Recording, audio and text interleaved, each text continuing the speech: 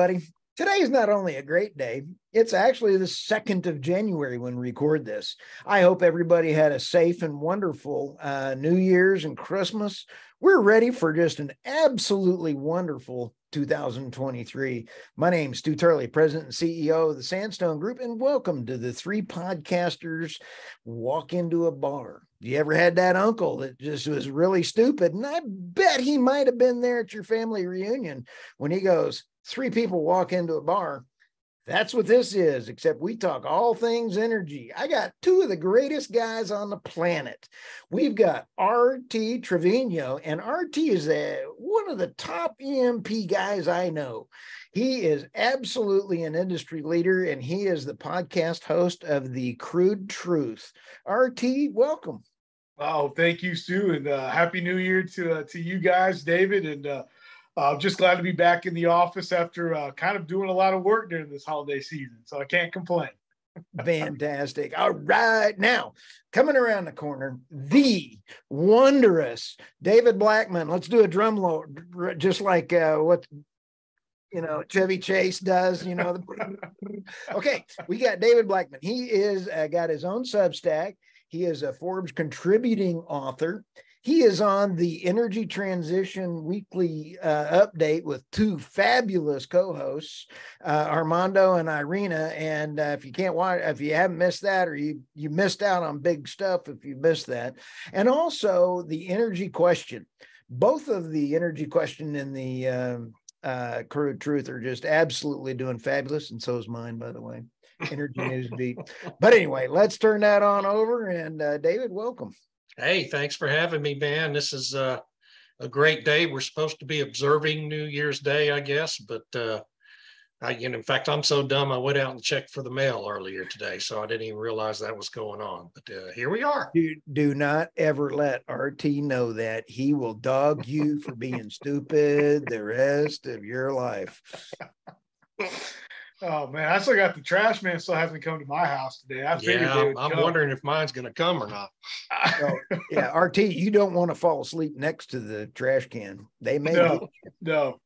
Now that out of the toilet. Those days, college is over. Time to move forward. I've got a 1-year-old and a beautiful wife, so I can't be doing that. No, and David, your absurdity of the day was phenomenal. You want to hit on that one first? Which one was it today? Oh my God, Paul Ehrlich was on 60 Minutes last night. My gosh, I honestly didn't even know Paul Ehrlich was still alive. This guy has been putting out false information about overpopulation and climate change since 1968, when he released a book called The Population Bomb, in which he predicted mankind would lose about 3/4 of its population by 1980. And instead, we've gone from about 5 billion people then to 9 billion now. And he also a few billion between friends. Right. The guy's just a buffoon. And here he was on 60 Minutes again last night, being interviewed by Scott Pelley, who I'm embarrassed to say is from Texas. And it's just astonishing to me, absolutely astonishing. But the best part of that Energy Absurdity today was that I quoted from a terrific Twitter thread that Alex Epstein put out, detailing the history of Paul Ehrlich's false predictions about climate and overpopulation. And it was a real tour de force. So thank you, Alex Epstein, for doing that. It's a real public service. Real quick, I want to give a shout out to Alex and you. You guys had a great podcast, lots of downloads. Oh, that was fun. Yeah. It was a great one. I had a front row seat producing it, but I'll leave that alone. RT, I didn't mean to cut you off. No, that Alex gentleman's been on another tear here lately. He did this, and I was suckered in, and I read it on why he is the champion for the oil and gas industry, and good for him. I'm glad we have a champion. He's an anointed champion. I feel like that's a WWF type of thing. Where all of a sudden he just comes in going, "I'm the anointed champion." Like, what?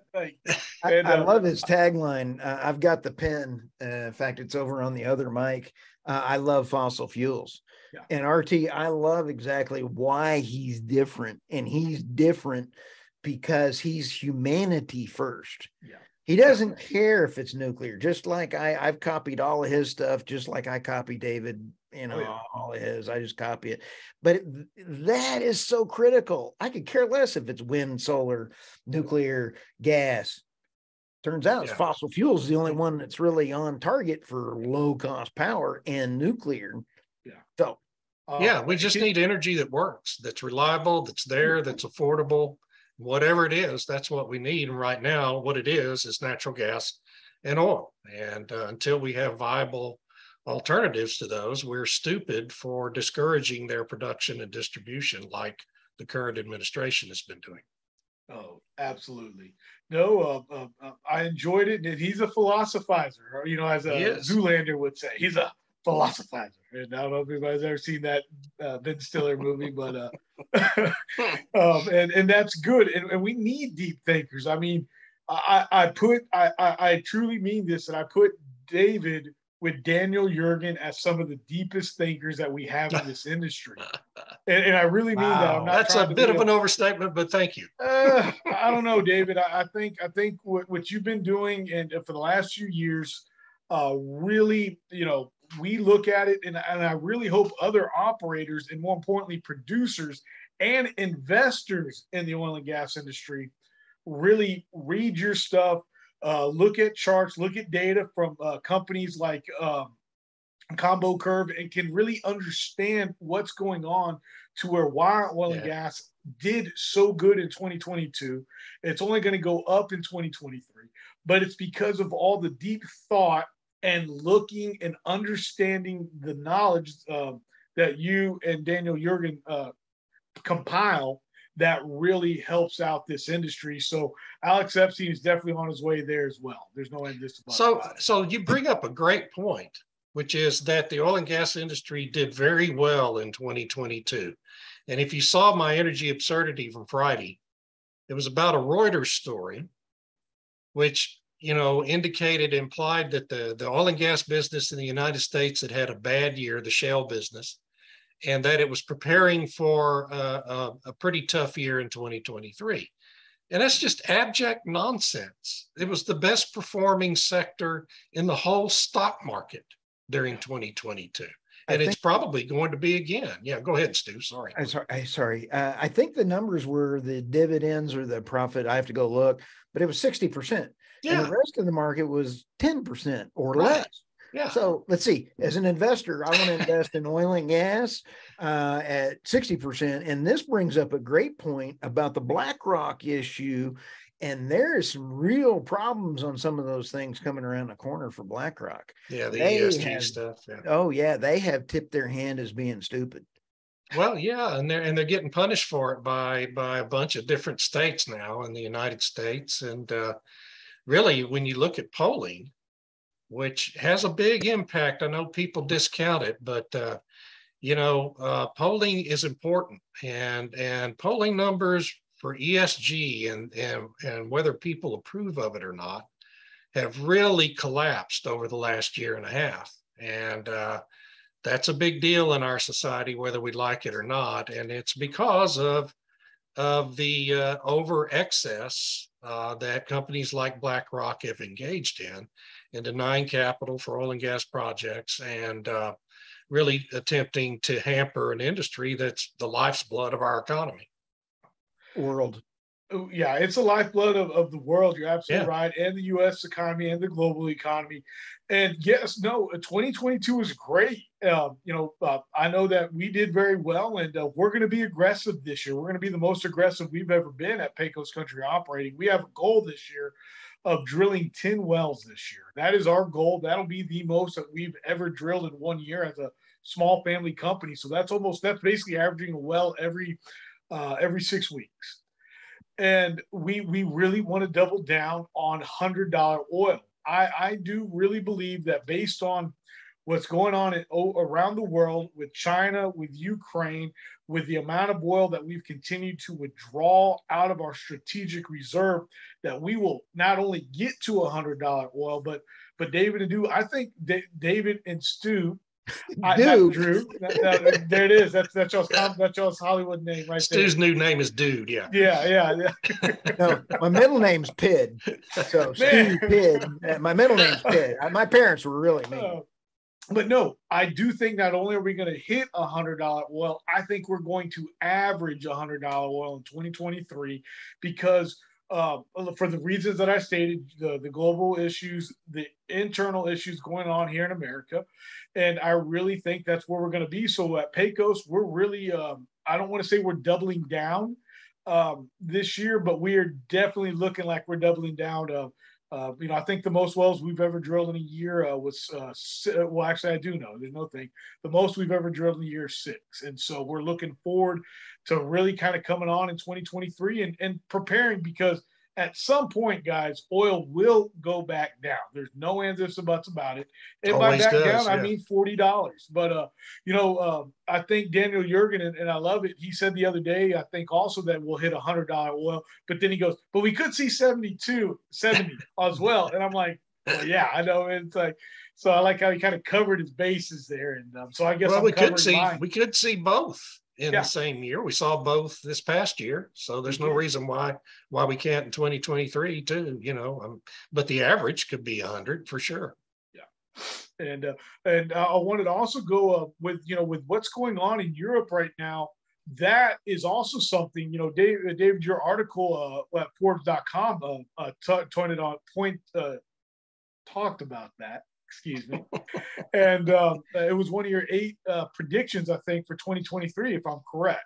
Yeah. That the energy crisis in Europe will become an energy calamity in Europe. And I think that's pretty much inevitable because the policymakers don't have a clue what to do about any of it. And everything they're doing is only going to make the situation for 2023 worse with price caps and all the stuff and sanctions and everything.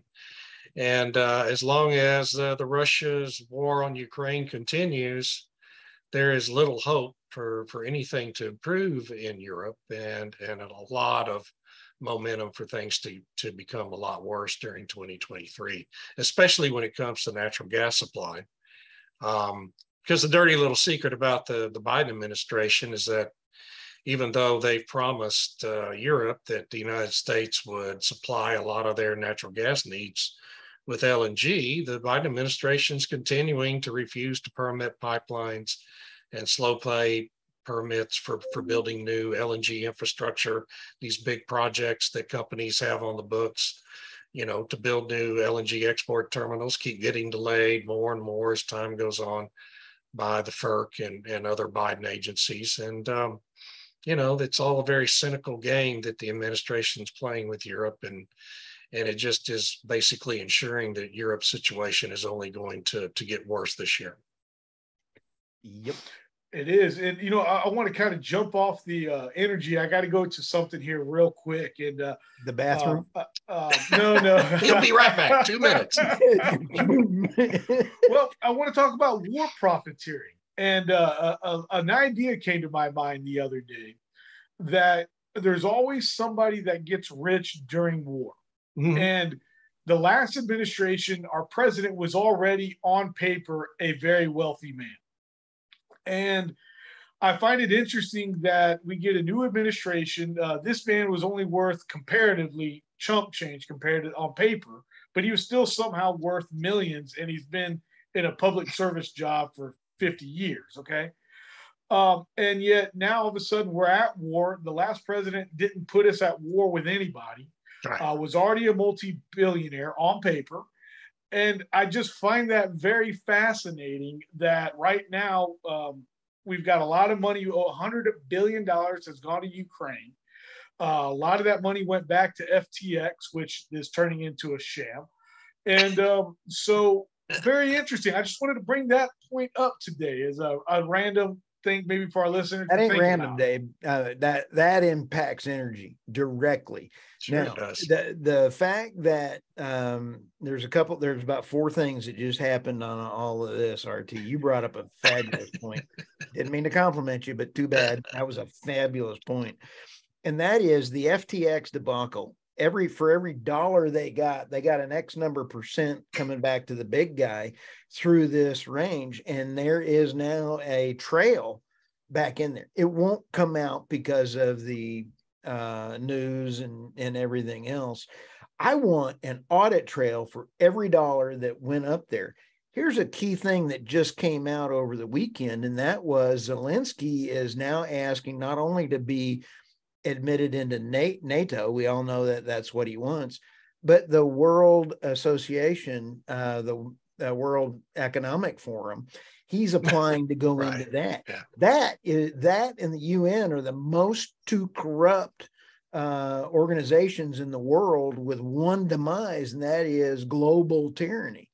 And now he is asking to go in there, and they're funneling all the money back into all of the Republican rhinos that voted for a lot of the spending bills, got money from FTX. Let's follow the money, RT. And I mean, you are dead on right. That little wheel of fortune money is a cash machine for those knuckleheads. Yeah.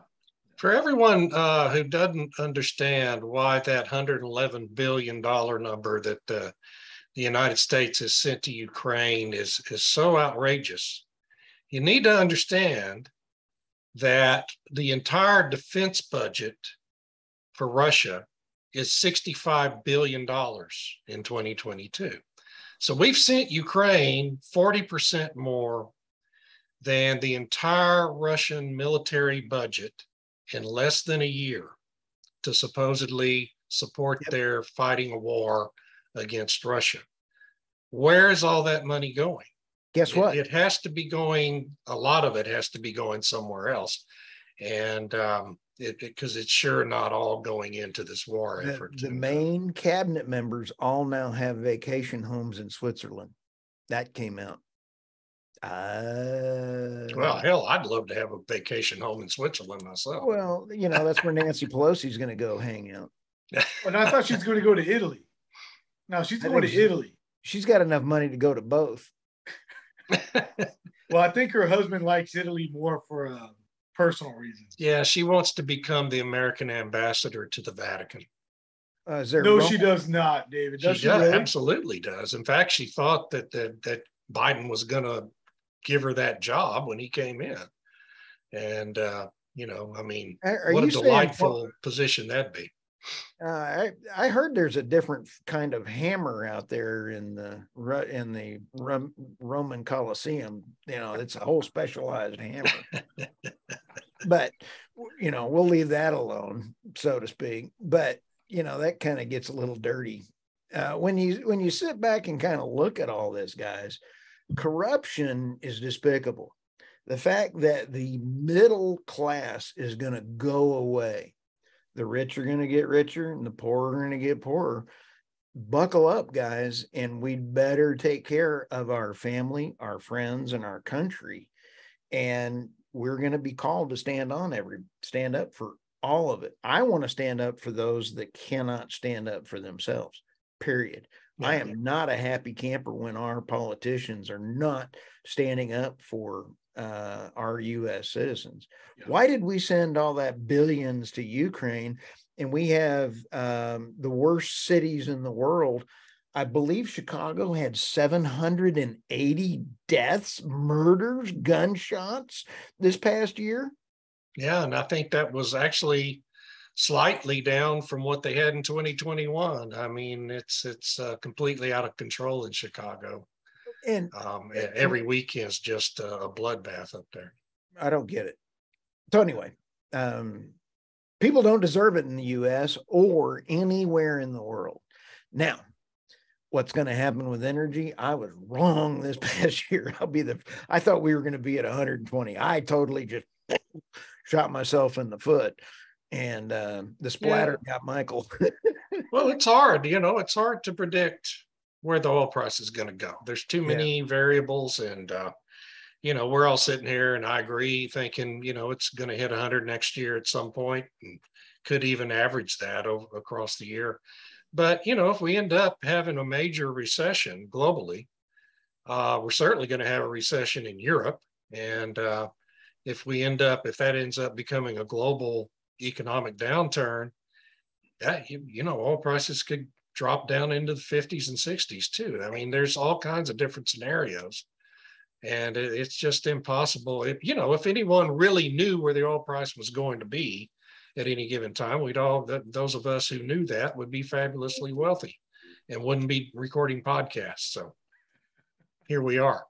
I'm addicted to being a podcast host. Who would have ever guessed that I graduated from Oklahoma State and now I'm a podcast host?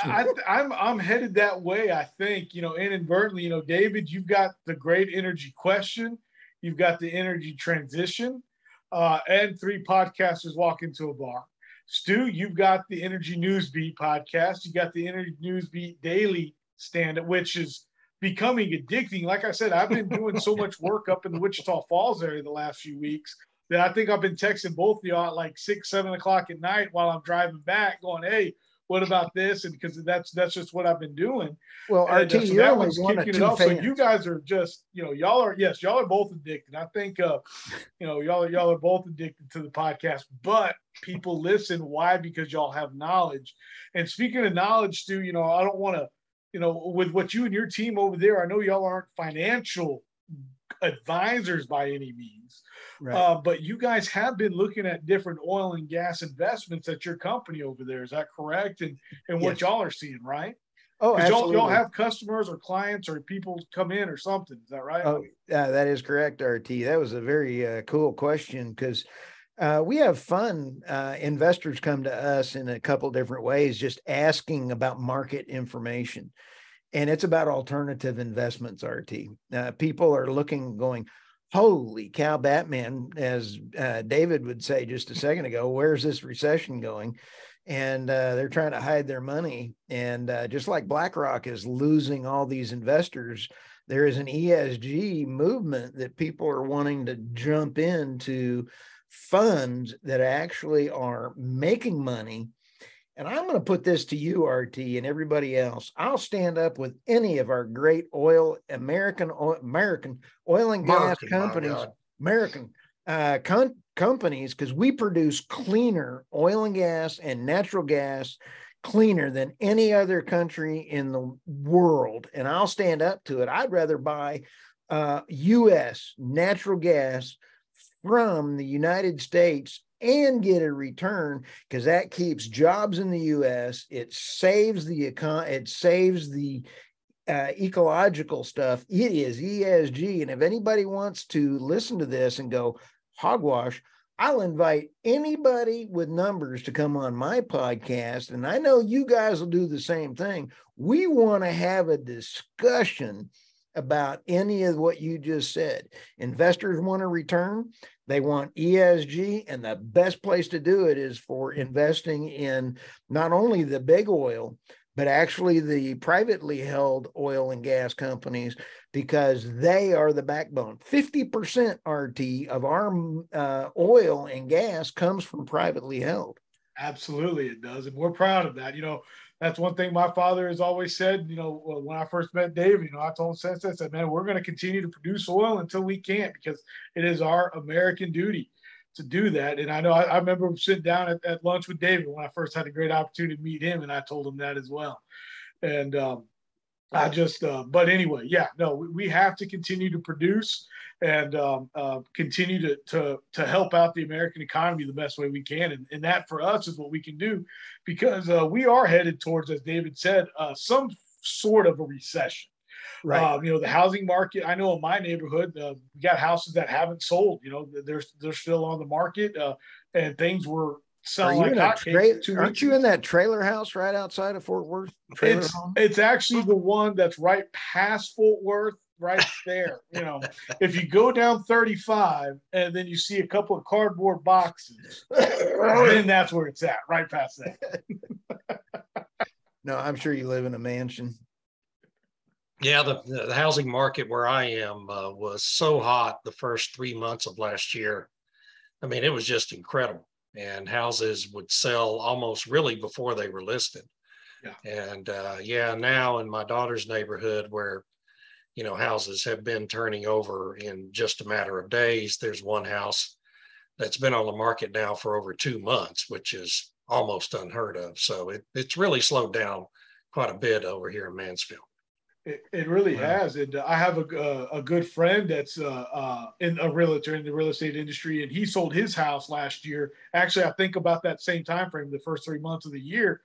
And he analyzed, he made sure, and he came up with the right number and thinking this may be too much. And I think it sold within the first 3 hours it was on the market. Yeah. And we were having a dinner with them, and he goes, you know, I'm in this industry and I love it, and I think I know a lot, but I may have asked for not enough for my house if I sold in 3 hours. I think that's what everybody found out, the first half of last year, is they didn't ask enough. Yeah. And you know, when your house sells, as soon as it's listed, you probably didn't ask enough for it. Yeah, we were talking about that. I bought mine up here for 25 years ago. I ain't selling. Yeah, no. Yeah, and up there in the you know, in your lower basement of that place in the middle of America that's an undisclosed location, I think you're going to do okay on that one. The zombies don't come around here. We can reach out and touch them a long way away. But okay, we're about out of time, guys. Oh. And RT, we're going to come up to you first, and we want your last thought. And at the end of it, we want to tell everybody where they can get a hold of you. Okay. First of all, again, everybody, let's keep the conversation open. As you heard, David was even watching 60 Minutes the other night. It's like, we need to listen to both sides, and we need to be able to have discussions. And with discussions, we're going to do better in America. We cannot be on direct opposites and not talk to anybody. So and if anybody wants to get a hold of me, they can get a hold of me at LinkedIn, Rey Trevino at Pecos Country Operating, or PCoperating.com, or my great website, the Crude Truth.com, and you can get a hold of me there. And please, if you ever have any questions, or if you want to be on any of our shows, please reach out to us. We're looking forward to a great year of having some great guests on all our platforms. So David, Stu, I'm very excited about that. Before we go to David's last word here, I got to give a shout out, RT, to you. You actually had someone from Russia reach out to you off of your website because they found you because of SEO off of your website. How awesome is that you get Russian folks asking for your opinion? Dude, rock on. You're a rock star. So anyway, I don't know if that's good or bad, you know. It wasn't depends on what that person's relation to Putin is. Yeah, Putin watches my show. But no,